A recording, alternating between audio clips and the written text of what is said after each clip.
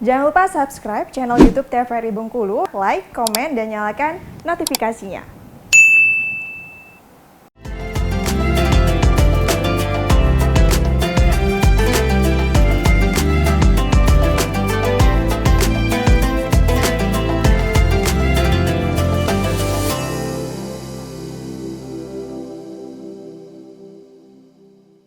Alhamdulillahirrabbilalamin, kembali lagi dalam acara Mutiara Ramadan.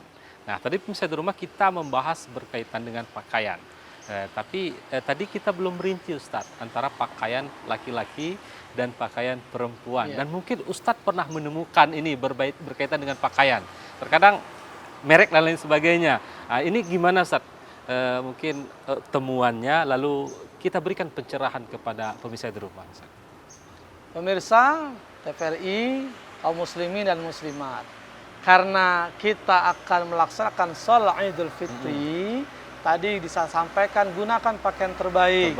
Ya. Pakaian terbaik itu bukan berarti mahal, bukan berarti branded, bukan berarti mewah, tapi memang pakaian yang layak, bersih digunakan kita akan sholat. Nah, bagi laki-laki standarnya biasa. Kalau laki-laki itu nggak repot. Pakai baju kemeja boleh, baju batik silakan, baju koko nggak apa-apa. Kalau perlu pakai peci, pakai kopiah. Kenapa? Karena ini kan kegembiraan kita di 1 Syawal. Yang pertama. Yang kedua, perempuan. Kalau perempuan ini kan memang dia sebaiknya juga menggunakan pakaian yang menutup aurat. Ya, kalaupun belum menutup aurat selama ini, mulailah dibiasakan, diniatkan. Nah, kalau misalkan, kan kalau kita lihat, kalau perempuan itu ada yang menggunakan pakaian muslim lengkap. Ada yang dia pakaian biasa, dia pakai mukena.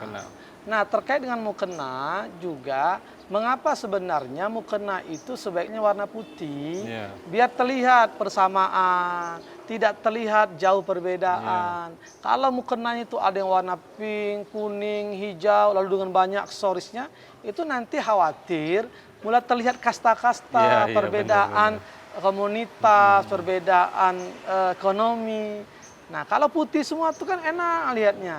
Nah, makanya pakaian terbaik tolong diingat, apalagi perempuan, jangan sampai mau sholat Idul Fitri, ya sebaiknya sudah gunakanlah itu mukenanya, hijabnya. Jangan nanti sampai ke tempat baru pakai mukena. Sementara dalam perjalanan itu kan baiknya kita banyak bertasbih, bertakbir tadi kan beribadah. Jadi pakaian yang perempuan khususnya gunakanlah pakaian muslimah, pakaian untuk aurat, karena kita akan melaksanakan sholat Id. Tapi tolong dicatat, jangan juga terlalu menonjol. Kan kalau bahasa Nabi itu, jangan gara-gara kita mau sholat lalu terlalu pamer perhiasan. Ya, apalagi mengikuti cara jahiliyah atau cara orang-orang Yahudi, mungkin gelangnya kayak gelang kapal kan, penuh di tangan, penuh di kaki. Lah kita ini kan mau ibadah, tidak perlu kita menunjukkan semua perhiasan kita.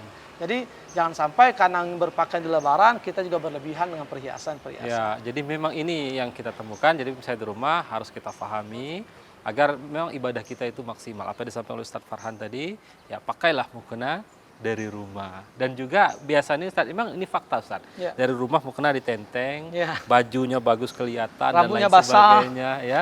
Nah, ini yang menjadi problem. Maka karena ini adalah ilmu yang luar biasa, mari kita jemput Idul Fitri itu dengan amalan-amalan yang luar biasa. Sehingga benar-benar kita pada hari itu menjadi pribadi-pribadi pemenang. Nah, ini berkaitan dengan amalan-amalan yang keempat Ustadz.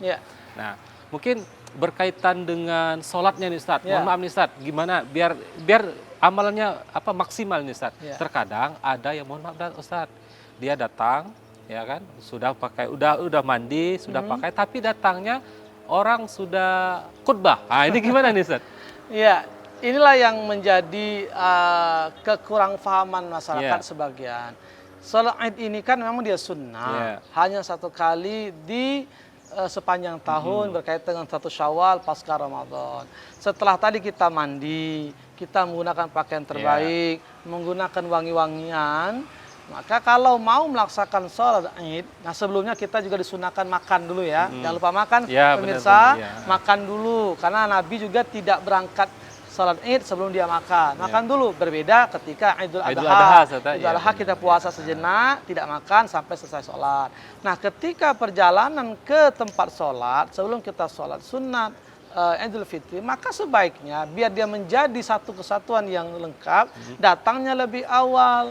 dengan pakaian terbaik tadi, dengan minyak wangi-wangian tadi, lalu sepanjang jalan kita bertakbir, ya. Kita ikuti proses sholatnya itu. Jangan sampai sudah datangnya belakangan, sholatnya nggak diikuti, lalu orang khutbah dia malah ngerumpi. Iya, iya. Nah, ini kan baru 1 Syawal loh. Efek dari Ramadan itu mana? Padahal ini kegembiraan, kebaikan mesti kita lakukan. Jadi ikutilah sholat Idnya itu sebagaimana kita sholat berjamaah lainnya. Datang lebih awal dengan kegembiraan tadi, catat setelah mandi, menggunakan pakaian terbaik, pakai minyak wangi, lalu bertakbir sepanjang perjalanan, ikuti sholat sunnahnya itu dan diikuti terakhir dengan mendengarkan khutbah. Kebanyakan masyarakat kita ketika selesai salam, Iya, yang iya. ibu-ibu buka mukena, Benar, benar. lalu ngobrol ini, kue apa, ini apa. Khotib sedang khutbah, mereka bercerita. Yang lebih tak elok lagi, dia malah pergi sebelum khutbah selesai.